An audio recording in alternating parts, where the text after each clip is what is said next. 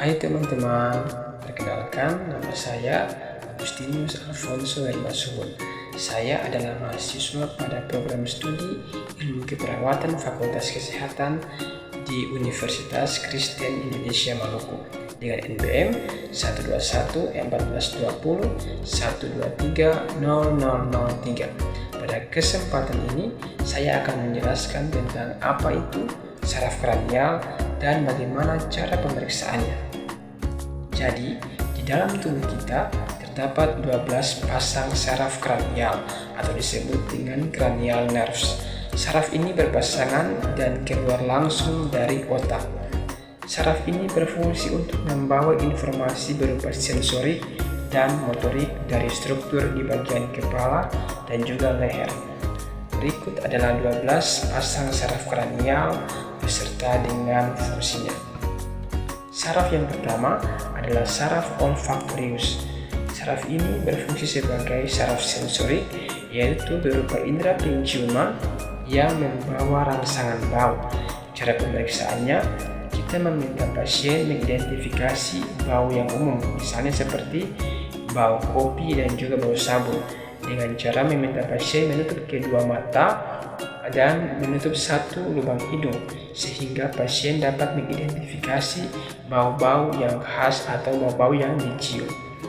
Saraf yang kedua adalah saraf optikus, merupakan saraf sensorik berupa saraf penglihatan untuk meneruskan rangsangan visual dari retina kepada otak.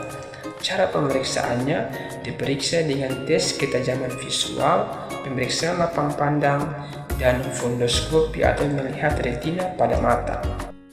Selanjutnya, saraf kranial yang ketiga adalah saraf okulomotor. Saraf ini berfungsi sebagai motorik, yaitu menggerakkan sebagian besar bola mata, kelopak mata, dan mengatur refleks cahaya pada pupil. Cara pemeriksaannya diperiksa bersamaan dengan mengamati gerakan bola mata ke 6 arah kardinal, melihat ada tidaknya ptosis atau kelopak mata yang terkulai, dan menilai reaksi pupil terhadap cahaya. Saraf yang keempat adalah saraf troklearis, merupakan saraf dengan fungsi motorik, yaitu menggerakkan otot mata oblik superior, yaitu gerakan mata ke bawah dan ke arah dalam. Dengan cara pemeriksaannya, yaitu diperiksa bersamaan dengan mengamati gerakan bola mata ke 6 arah kardinal, melihat ada tidaknya ptosis atau kelopak mata yang terkulai, dan menilai reaksi pupil terhadap cahaya. Saraf yang kelima adalah saraf trigeminus. Saraf ini merupakan gabungan dari saraf sensorik dan saraf motorik. Pada fungsi sensorik, berfungsi untuk menilai sentuhan, nyeri, dan juga suhu dari wajah, kulit kepala, dahi, rongga hidung, dan juga gigi. Pada fungsi motorik, berfungsi untuk menilai otot-otot pengunyahan. Untuk cara pemeriksaannya pada saraf trigeminus, pada cara pemeriksaan fungsi sensorik, yaitu untuk menguji sensasi sentuhan ringan di 3 area wajah, yaitu oftalmik, maksila, dan juga mandibula.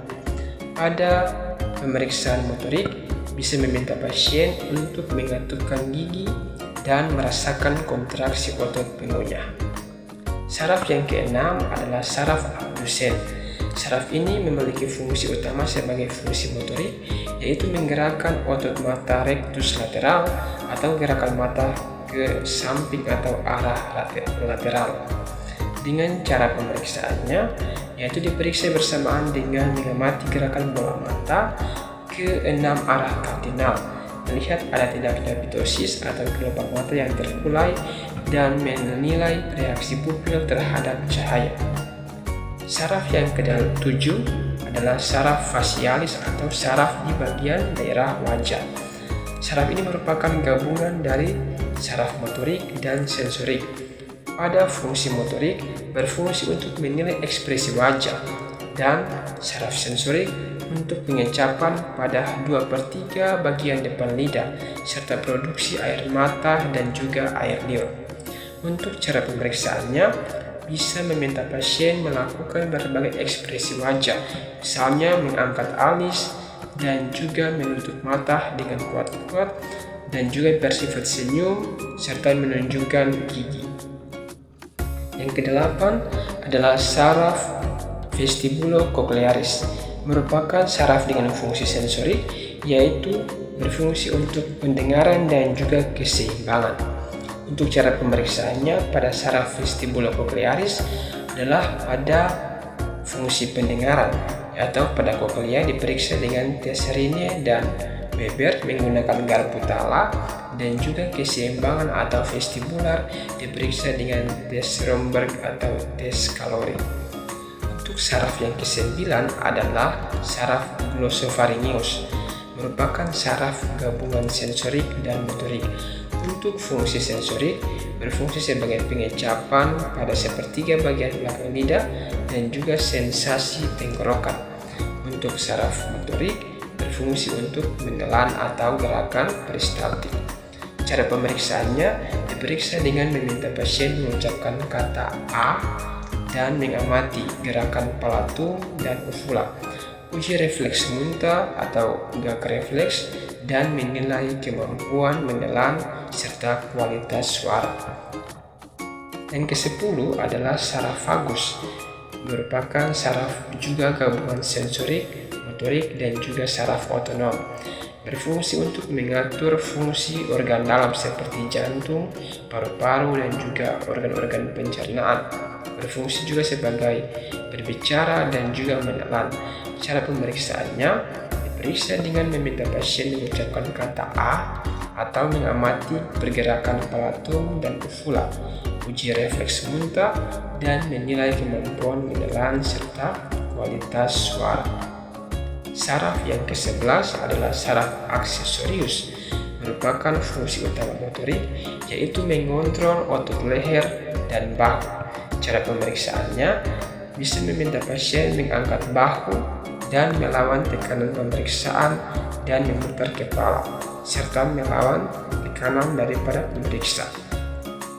Saraf yang ke-12 adalah saraf hipoglossus, merupakan saraf fungsi motorik atau mengontrol gerakan lidah untuk berbicara dan juga menelan. Cara pemeriksaannya bisa meminta pasien untuk menjulurkan lidah dan menggerakkan lidah ke bagian arah samping kiri dan juga kanan, berfungsi untuk menilai apakah adanya deviasi atau penyimpangan. Demikianlah penjelasan saya mengenai 12 pasang saraf kranial beserta fungsi dan cara pemeriksaannya. Semoga penjelasan ini menambah pengetahuan kepada teman-teman semuanya akan pengertian dan juga fungsi serta cara pemeriksaan pada 12 pasang saraf kranial.